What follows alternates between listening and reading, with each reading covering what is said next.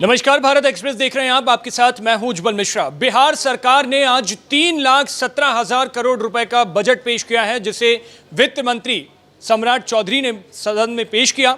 और उस बजट में महिलाओं के लिए, युवाओं के लिए तमाम कई योजनाओं का जिक्र किया गया।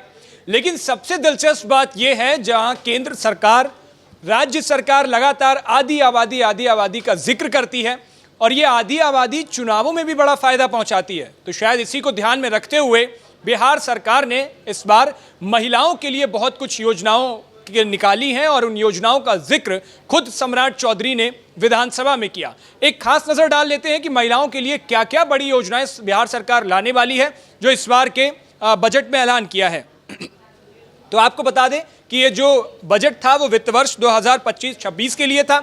हालांकि बिहार में चुनाव भी इस साल होने हैं, लेकिन उससे पहले जो बजट आया है, इसमें महिलाओं के लिए नीतीश सरकार ने कई सुविधाओं का ऐलान किया है। जैसे बड़ी बड़ी बातें आपके बता देते हैं। पटना में महिलाओं के लिए एक जिम खोला जाएगा, जिसमें ट्रेनर से लेकर के उसको संचालन करने वाली भी सब महिलाएं ही होंगी। इसके अलावा शहर में, जो पूरे बिहार में जो शहर हैं अलग अलग, उन शहरों में हॉस्टल्स खोले जाएंगे महिलाओं के लिए। जो वर्किंग वुमेन होंगी, उन महिलाओं के लिए जो हॉस्टल होंगे, जो छात्रावास होंगे, उसमें भी वार्डन से लेकर के तमाम जो काम करने वाले लोग होंगे, सारी महिलाएं ही कार्यरत होंगी। इसके इतर शहर में पिंक टॉयलेट्स भी खोले जाएंगे। वहीं पिंक बसेस भी चलाई जाएंगी, जिसमें ड्राइवर, कंडक्टर, सवारी सारी महिलाएं होंगी। वहीं पटना में एक महिला हाट की स्थापना भी की जाएगी। सभी बड़े शहरों में व्यापार में महिलाओं को शामिल किया जाएगा और इसमें वो अपने हाथ से बनाए हुए छोटे छोटे जो उद्योग लगाते हैं, उनको लाया जाएगा सामने और उस हाट में रहेंगी। इसके अलावा बिहार की बसों में चालक, कंडक्टर आपको बता ही दिया, उनको बाकायदा ट्रेनिंग मिलेगी। ट्रेनर जो भी होगा वो महिला ही होगी।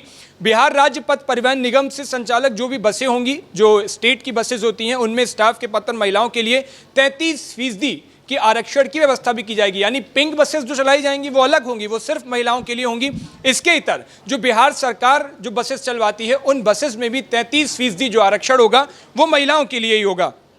वहीं हर पंचायत में गरीब लड़कियों के लिए कन्या विवाह मंडप की स्थापना किए जाने का ऐलान भी सरकार की तरफ से किया गया है। महिला चालकों को ई रिक्शा, 2 पहिया वाहन खरीदने के लिए सब्सिडी सरकार की तरफ से दी जाएगी, जिससे कि वो अपना गुजर बसर कर सकें और कामकाज कर सकें। यानी बिहार सरकार की अगर आप इस योजनाओं को देखेंगे तो साफ तौर पर पैसे देने वाला जो कल्चर था वो उन्होंने खत्म किया। इसके इतर रोजगार देने का काम जो है वो सरकार ने इसको ध्यान में रखा है और रोजगार देकर के महिलाओं को सशक्त करने का अपनी जो योजना है वो बिहार सरकार में बनी है। मुख्यमंत्री नीतीश कुमार की जो टीम है उसने वो योजना बनाई और वित्त मंत्री सम्राट चौधरी ने सदन में उस योजनाओं का जिक्र किया।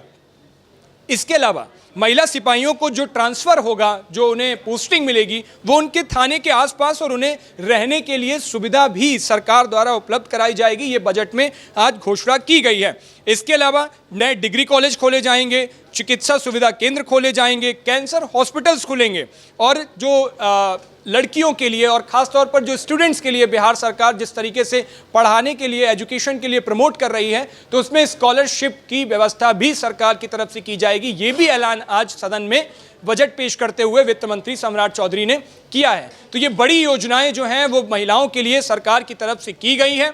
चूंकि बिहार में इस साल चुनाव भी है और महिलाओं को लेकर के आपने देखा होगा कि चाहे हाल ही में वो दिल्ली का चुनाव हो, इससे पहले महाराष्ट्र का चुनाव हो, इन तमाम चुनावों में अगर आप देखोगे तो एक चीज़ साफ तौर पर निकल करके सामने आती है कि महिलाओं का साथ, जिस भी पार्टी ने महिलाओं के लिए योजनाओं का ऐलान बड़े तौर पर करती हैं, वहाँ उन्हें सीधा फायदा नजर आता है। और इसीलिए चुनाव से पहले का ये बजट बेहद अहम हो जाता है और नीतीश कुमार ने और सम्राट चौधरी ने इस बजट को बनाते हुए इस बात का खास ख्याल रखा है कि जो आधी आबादी जिनकी बात की जाती है, जिनका जिक्र किया जाता है, इनको सशक्त करने के लिए कौन सी योजना लाई जा सकती हैं, इसको लेकर के सदन में आज उन्होंने ऐलान किया।